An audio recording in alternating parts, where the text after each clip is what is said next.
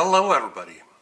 Last Wednesday, on May 1, the 78th edition of the Edgars Awards were presented at the New York Marriott Times Square. It is the Mystery Writers of America that is based in New York City that is behind this celebration of both crime fiction and crime nonfiction.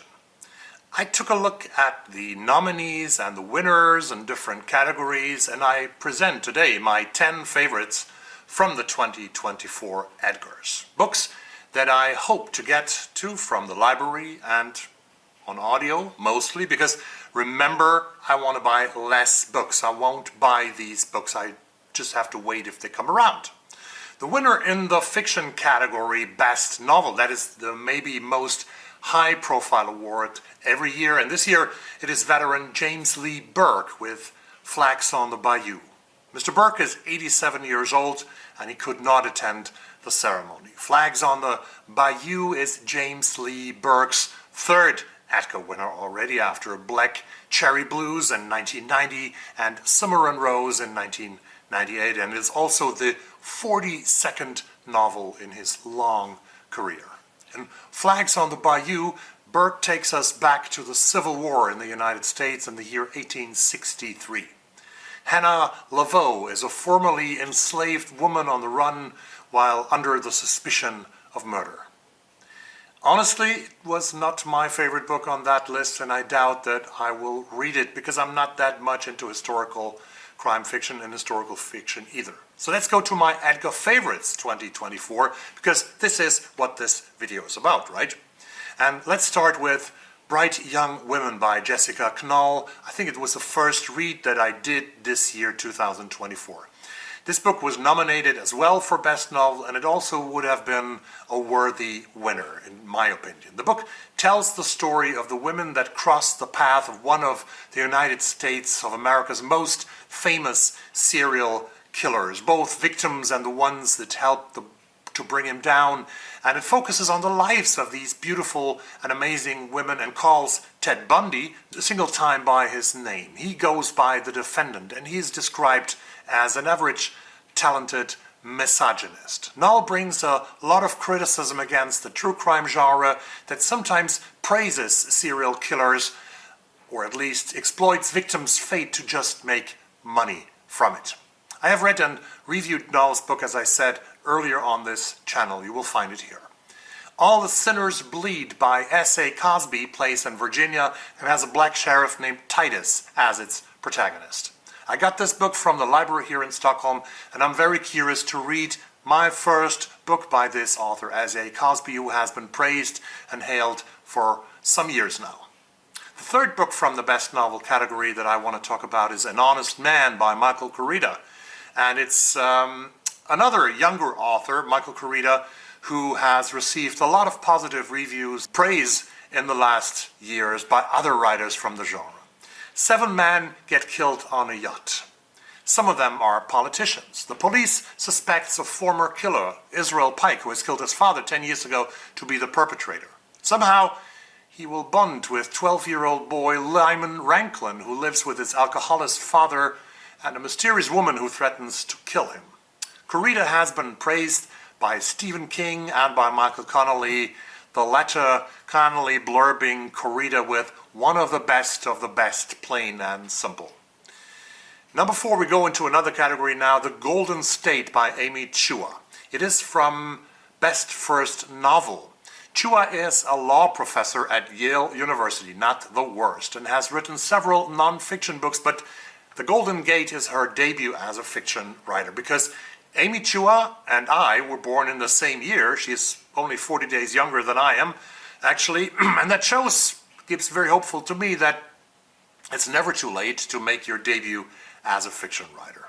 The Golden Gate takes us to the swanky Claremont Hotel in Berkeley, where a politician is assassinated in 1944.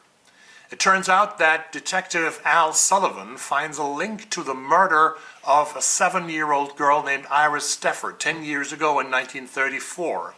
Iris was the daughter of San Francisco's wealthiest families of San Francisco. Very interesting one. The Peacock and the Sparrow by I.S. Barrie is actually the winner of the best first novel this year. I.S. Berry, she has worked for 6 years for the CIA as an officer in the Middle East, and that is where she takes us with her debut novel that won the award here. Shane Collins is a world-weary CIA spy stationed in Bahrain. He falls in love with a local, beautiful woman named Almaisa, who is an enigmatic artist. Almaisa gets embroiled in a murder, and Collins gets torn between the Arab Spring, his love for Almaisa, and the secrets of both Bahrain and the United States. Interesting one.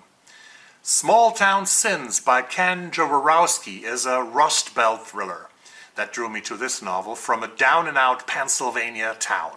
Our three protagonists in this book are Nathan, Callie, and Andy. Nathan has found a secret stash of a lot of money in a burning building. He is a volunteer firefighter. Callie is a nurse who takes care of a dying patient. And Andy, he is recovering from a heroin addiction and tries to hunt down a serial predator. Their three stories run first parallel, and of course they will connect with each other. And in all of that, Jaworowski is describing one of many forgotten American towns in the Rust Belt. The setting is it that interests me in this novel, as I said, and I love the cover of it. Number 7, Hyde by Tracy Clark, was nominated in the Best Original Paperback category. It is Clark's 5th novel, but the first one, the first installment in the new Harriet Foster series that she has planned to be a trilogy around a black detective. In Hyde, Harriet Foster investigates the murder of a brutally killed red-haired woman in downtown Chicago, while at the same time mourning the loss of her partner. Nothing really new here, you could say. The redhead is not the only victim that shows up, and Foster needs to stop the killer before he strikes again, and at the same time confront her own troubled past. That is a well-working recipe for a lot of thrillers, for a lot of entertaining crime fiction, both in books and on TV shows and also in the movies. The quality lies in how you execute the recipe. I am curious about this book, and I bought an kind of cheap electronic version of that book for my Kindle that went under $5. The next book in my list, or on my list, is The Taken Ones by Jess Lowry. It is the first installment of a new series called Steinbeck and Reed. And you know, we love series when we read crime fiction. We are now in Minnesota, the land of 10,000 lakes. Cold case detectives Van Reed and forensic scientist Harry Steinbeck are our heroes, and they are assigned to a horrible murder.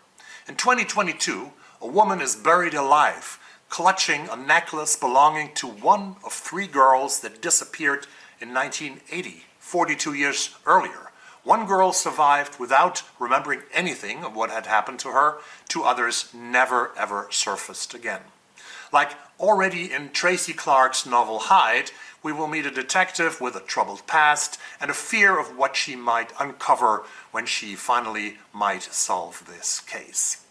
The winner of Best Original Paperback was Vera Wrong's Unsolicited Advice for Murderers by Jesse K. Sutanto, which goes into the category of cozy crimes, which is not my piece of cake. Crime is not cozy. I have said that earlier on this channel. We go over to the nonfiction category of true crime that is called Best Fact Crime at the Edgars, and I have 2 books from this list to complete my top 10 here. The first one is called The Lost Sons of Omaha, 2 Young Men in an American Tragedy by Joe Sexton.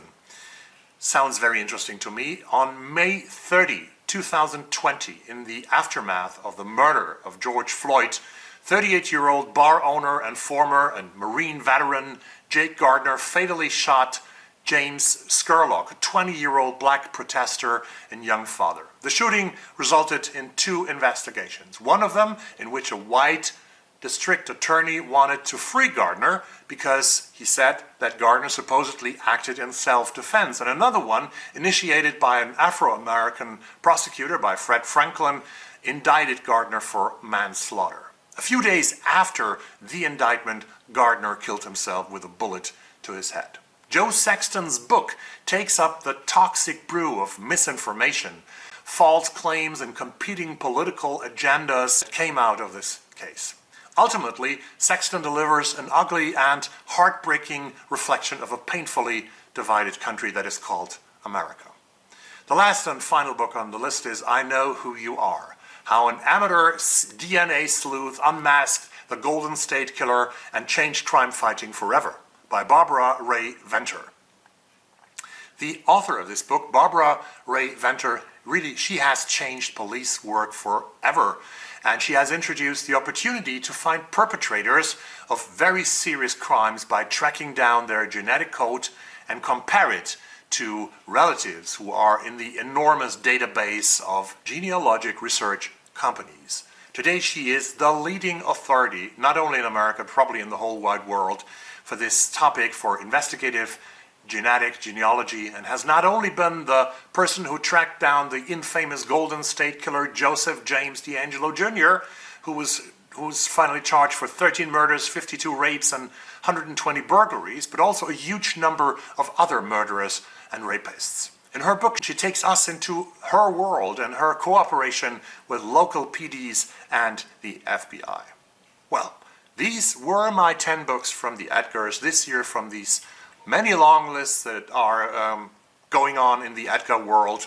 And I hope that you found something interesting there. Please let me know if you read any of the 10 books that I mentioned down in the comments below. Slap me a like, subscribe to the channel, tell your neighbors, tell your friends, tell your relatives to subscribe to Rainier Books, and I see you very soon in another video. Bye-bye.